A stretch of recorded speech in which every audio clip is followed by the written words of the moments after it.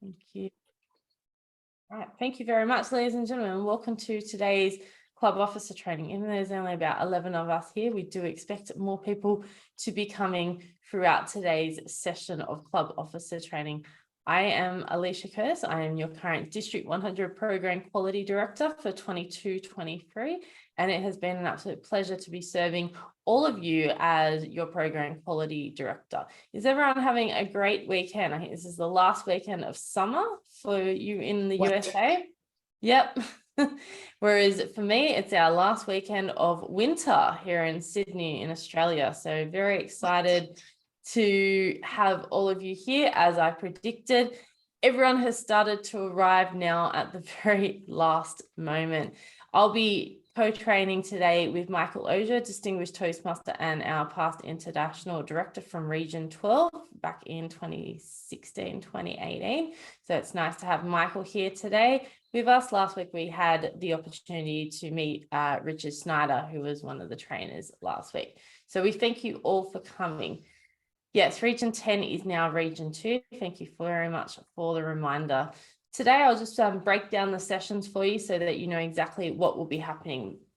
We will be having our first keynote speaker, who is Brandon Burbank, and then we will go into club officer training. We are going to do it openly here in the group together, just because it's easier to function that way. And then what will happen is at the end, between 6 p.m. and 7 p.m., we're going to do pathways training with David Bones from District 7, the Club Growth Director from District 7. Just want to get a thumbs up if everyone can hear me, everyone can see me, everyone's happy with what is going on today. I can just get a thumbs up, virtual thumbs up. Yep, everyone is all good. All right. Well, ladies and gentlemen, this is our last official growth, club officer training as a group, and then we will have other sessions throughout the next couple of days. So if your club officers at your club could not make today's session, then we can have them come along to the remaining 8 sessions, private ones, which will be done each day from Sunday through to Wednesday from 12 p.m. to 1:30 p.m. and 6 p.m. to 7:30 p.m. to try and get as many people trained as possible. All right, we are now going to introduce our keynote speaker. Brandon, just see if you can unmute yourself and let me know if you can hear me and see me before we proceed. Definitely, we're good. Okay, fantastic. Thank you so much. All right, I had the opportunity to meet Brandon a few weeks ago at club officer training, and it was such a pleasure to meet him I think it was about 3 or 4 weeks ago. Which was just an absolute pleasure to meet him. He was very enthusiastic and was looking forward to coming to training.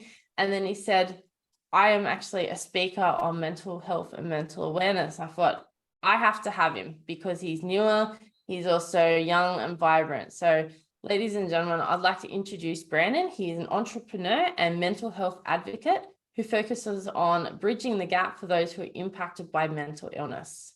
Brandon provides clarity in a world filled with unknowns that can help solve the problem of unhappiness and develop the life skills for success. He is a published author. He is a speaker. We do welcome Brandon Burbank, who has come here to deliver today on mental health and awareness. Thank you, Brandon. Thank you so much, Alicia Curtis, for that wonderful introduction. And thank you so much, everybody, for giving me this opportunity to share with you a wonderful keynote that focuses around mental health, wellness, and a path towards clearing your mindset so that you can become the best version of yourself and find the true purpose and passion that you are destined to have in your life. With that being said, recently, COVID and the condition of the world has led us down a path of uncertainty in so many ways. The lives of many around the world are being impacted and still are by mental health struggles, mental illness, and are still impacted due to the conditions of life. So how do we bounce back and fulfill our own destiny for what we want to achieve in our lives? So this speech, it's meant to provide clear solutions to overcome the mental health struggles that exist in all of our lives. So I'm an author, I'm an entrepreneur, and keynote speaker, and I focus on helping people with mental illness, specifically mental health struggles, so that they can become more successful. And so I've written a book called Come Back to Success, Relentless Commitment for a Better Tomorrow. Now, what this book has done is it's provided my customers with, and readers, fans, follower base, with tangible ideas so that they can use this book as a way to make their own comeback to success, find clarity within their lives, and generate a better understanding of themselves, so that essentially all the readers and everybody that's like interested in learning more about my business will learn more about how to take these innovative skills and ideas in order to transform their lives. With that being said, basically there's a big question that I'm going to pose to all of us today, and that's focusing a lot around holding on to this question during this whole keynote speech, so that way you can really take in some of the ideas, because I'm not really trying to blast you guys with a whole bunch of information today. I'm trying to be transparent, honest, and really informative, so that you can really take some of these ideas as nuggets of insight, these ideas, the thoughts that will race through your brain by the end of the speech keynote, that you can really take some of these tangible ideas that you specifically have created within your own mindset and start taking action, tangible action, steps, lucrative strategic planning in order to become the best version of yourself. So I know that was a quick little intro, focusing around this question here. What do you need to do right now to take action for your life? So that's the big question. And a couple of ideas and concepts that I've created, all this content is in my book as well. It's focusing around 8 steps, and I'm going to break them down briefly. You can really go from list of importance based upon your understanding. However, this is how I chose to go down the list. And starting with step 1, develop self-awareness. When you have self-awareness of yourself, of the circumstances that you're in your life, and you recognize the challenges that you're faced with, and you can see the vision within trying to accomplish these goals, hindsight, becoming more successful, and finding your passion, your purpose on this earth. That's why self-awareness is something that really builds up the strengths, and in order to overcome obstacles, overcome the mental barriers that might exist, especially for those, that have mental illness or mental health struggles. Step 2, confide in someone you trust and who can help give you some feedback on the way you are feeling in your life at the moment. So I think about that really deeply, because there's been times in my life where I've struggled to find sense of direction, peace of mind, stress, anxiety, all these things that have been really prevalent in my past, and really trying to find somebody who could understand me and find a sense of compassion to really give me understanding as well as perspective on my life. That really changes the trajectory of where I've come from, as well as to where I'm at now, and as well as where I want to be at 5, 10, 15 plus years down the road. Step 3, do your best to take charge of your life. So there's a quick little simile or analysis is, when you look in the mirror, you see yourself. Are you essentially taking accountability, taking control of your own life, or are you letting life control you? So that's why I really break it down simply with doing your best to take charge of your life. So I'm accountable for my life, for myself, for my actions, for my past, as well as making good and bad decisions, and which has in turn led me to this path of success, and finding out that there's more opportunities to make a change within my life, as well as inspiring others. And step 4, accept change. There's a term in mental health called radical acceptance. And it's really clear. Personally, with my mental health struggles that I've experienced in my life, there's a lot of times that I've had to really learn how to radically accept my condition, as well as being optimistic about the future, as well as understanding that there is hope for a better tomorrow. There's hope for success within my life. And since I'm able to recognize the success that I see within myself, in turn, you all here today can really do the same. And step 5, be bigger than your mental illness. It's only a part of you. So for me, I was diagnosed with bipolar disorder. And so that's something that really has impacted my life. And so how do I take that and turn it into success? Well, there's a statistic out there. The National Institute of Mental Health says that over 50 million Americans are living with a mental illness. And that's not even considering the undiagnosed. That's just here in America alone, and that's not including the rest of the world. And so I think that really says a lot with how there can be a lot of change within ourselves, and really talking about destigmatizing ourselves and the condition, the struggles that we are faced with in this world, especially with stigma around depression, anxiety, a lot of things that are really taking an impact on our world today, especially due to COVID and the other conditions related to the status of our world today. And step 6, cope with the negative symptoms from your circumstances. So there's been times in my life when I've had to really recognize that life isn't good right now. And I've had to learn how to be optimistic through the negative symptoms that come with building success, that come with building a lifestyle that's unique, that's authentic, that's profound. And it doesn't get any better than that. As long as you really are happy with yourself, which I can say that the negative symptoms that I've experienced in my life, talking more in another keynote, but just to give you a quick little tidbits, some of the mental health struggles that I've had to kind of work on and going through is some of the hospitalizations, the mental health treatment programs, and just a whole plethora of other experiences that were totally wild and transformative in my life, as well as impactful and influential for others. And step 7, lack of acceptance in your life leads to little or no change that can be made.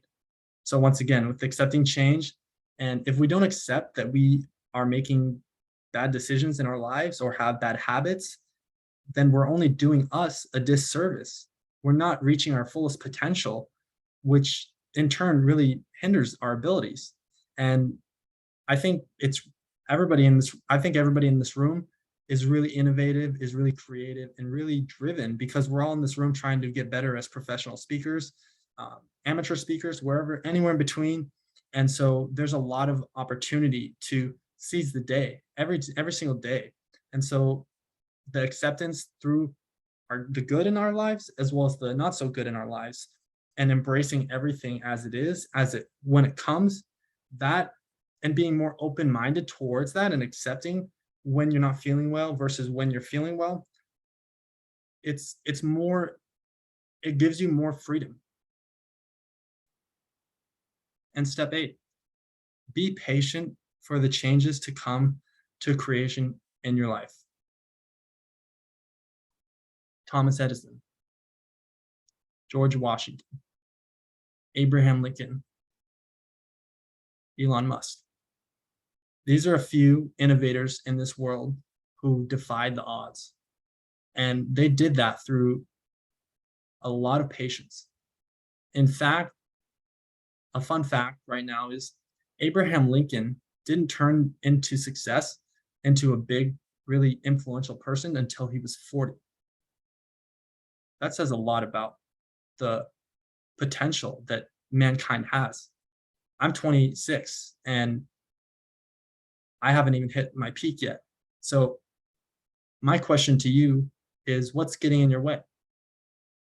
Going back to the same question that I asked earlier. What do you need to do right now to take action for your life? And just to talk a little bit more transitioning wise around my story more, I come from Bellingham, Washington, where I was born and raised.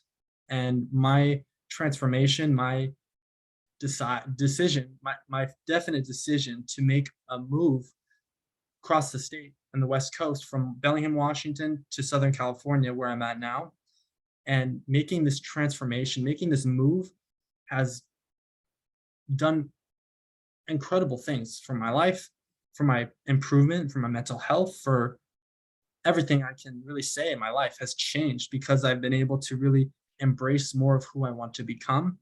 And I talk about this because with taking risks in life, calculated risks, we have to be open-minded towards the changes that will come. And those 8 steps that I just mentioned are keys to success, to building wealth, to building success, to building a lifestyle that you can say you're proud of. So before I moved to Southern California, I already had a goal to move to SoCal. And I essentially didn't want to move there because the logistics seemed so hard. So I moved to Seattle before moving to SoCal. And so after that, I had the goal in mind, even when I was in Seattle, briefly. And so by taking that jump, that leap of faith, it really shows perseverance, number one, patience, persistence, and a definite purpose and goal in mind. And so that's just an example that I wanted to paint the picture for you all today that really outlines something that you can turn from a simple idea into a reality. And just when I realized that I had the potential to do big things and great things, I had to start relying more upon myself as well as my faith in Christ and my purpose. So that kind of prefaces the next part of this speech, which focuses on, this is derived from my book, Come Back to Success. Chapter 5, a couple of quotes from a couple of individuals who are mental health professionals. They outlined a couple of perspectives on the conditions of this world due to depression, anxiety, mental illness, and the struggles that come with stigma around mental health. And for those of you in this room today, you might be impacted by mental health struggles, you might not be. However, as a community, if we are able to really open our eyes to the world and see how different people live and their lifestyles are being changed in a positive way, we can really change the world together. So with that being said, chapter 5, The Writing on the Walls, a collection of interviews detailing mental illness diagnoses and experiences. The first person I interviewed is Dr. Gregory Jantz, PhD, the founder of the Center, A Place of Hope in Edmonds, Washington. His background includes doctorate in counseling and psychology. So I first asked him, what are the biggest struggles that the world is facing right now related to mental health? His response was, due to the pandemic, depression and anxiety. The World Health Organization says that depression is a worldwide problem. And then I asked him another question. For those that are trying to make a comeback to success, what advice can you give to someone who is faced with a mental illness or health condition? And Dr. Jantz's response was, recovery is always possible. And with all of our pain comes great opportunity to change other people's life. Now, on another note, I really emphasize Dr. Jantz's response and interview ideas in that interview because he's really outlined and painted the picture from a perspective beyond myself. Now, I'm living the life of a mental health innovator, a mental health creator, and content creator and successful entrepreneur. However, coming from a more clinical background, Dr. Gregory Jantz shares an outline, a perspective beyond myself, which I think in turn really makes this conversation more open as well as more credible. And because I don't want to deliver something that's not beneficial for all of you So then the next person I interviewed was Zach Garner, licensed professional counselor at Skyline Trail. He made a great point about inclusivity for society to destigmatize mental health. As we look forward into the future, how can we as a community learn to grow and create more acceptance of others with a mental health diagnosis? So this is Zach Garner's response. This is a great question with many possible answers depending on whom you ask. I maintain that building awareness through education and training is going to be the best way to increase people's knowledge of mental health.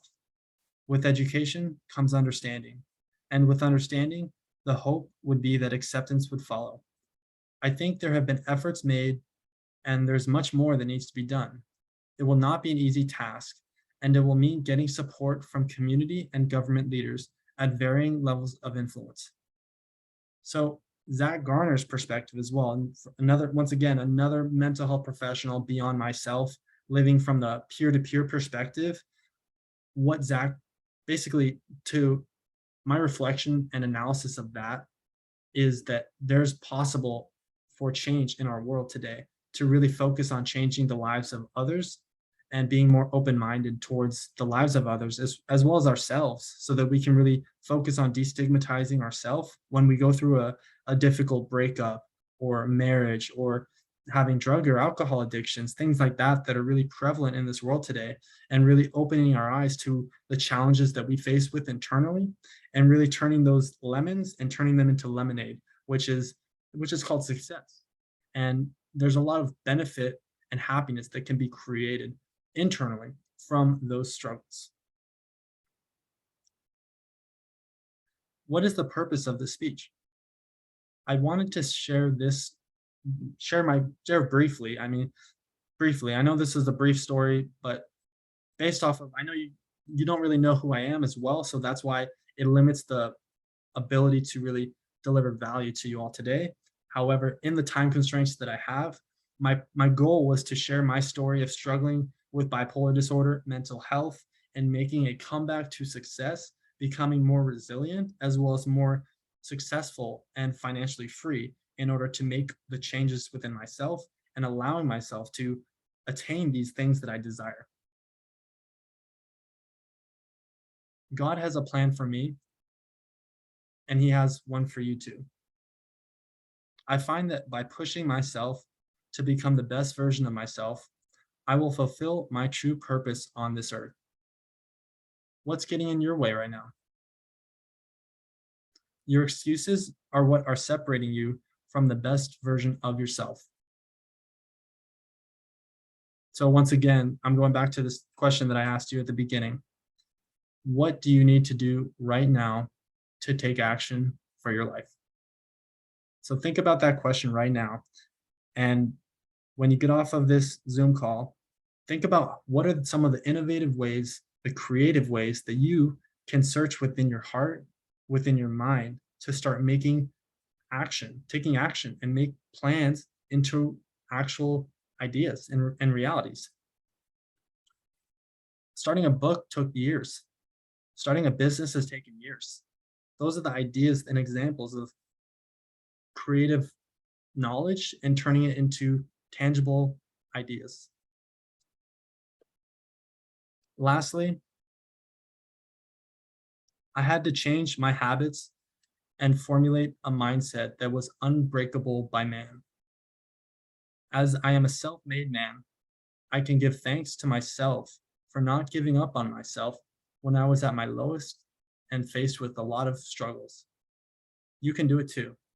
This inspirational address is a challenge to you to find what you need to do to get your life turned around or continuing to grow and making your own comeback to success. Go get it. Go do it. Thank you. Thank you so much, Brandon. Let's give him a huge round of applause. We'll have about 10 minutes of Q&A. It would be lovely. Is that okay, Brandon, if we have about 10 minutes of Q&A before you head off? Yeah, definitely. All right. So if anyone would like to ask Brandon a question, please raise your hand or use the reactions bar and then hit raise hand. because I'm sure he would love to answer your questions today. Anyone? Yes, Sal. You're on mute.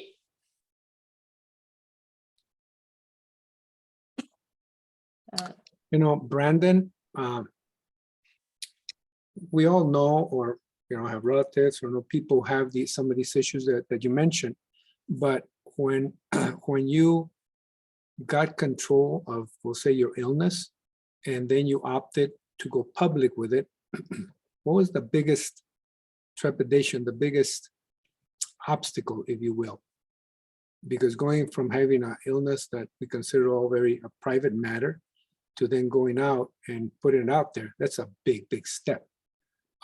So can you point to something or even the troubles that you had to make that step, to take that step? Some of the struggles that came with that was, the term that comes to mind is radical acceptance.